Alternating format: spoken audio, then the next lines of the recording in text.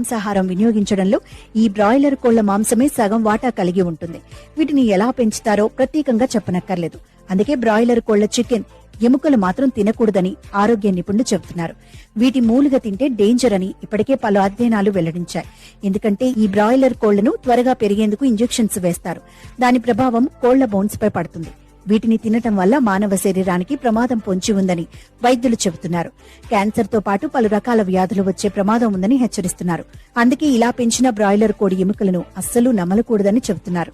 ఇకపై అయితే ప్రస్తుత రోజుల్లో బ్రాయిలర్ కోళ్లే ఎక్కువగా తింటున్నారు. మాంసాహారం వినియోగించడంలో రెండోది తినే తిండి కూడా చాలా ఇంపార్టెంట్. అందరం భోంచేయాలి. భోజనం కూడా న్యూట్రిషియస్ ఫుడ్ తీసుకుంటే, బ్యాలెన్స్డ్ గా తీసుకుంటే బాడీకి ఎనర్జీ ఉంటుంది, మైండ్ కూడా అలర్ట్ గా ఉంటుంది. అట్లా కాకుండా ఏదంటే తింటే సమస్యలు కూడా వస్తాయి. బాడీకి కావాల్సింది శరీరానికి పౌష్టికాహారాలు కావాలి. కార్బోహైడ్రేట్స్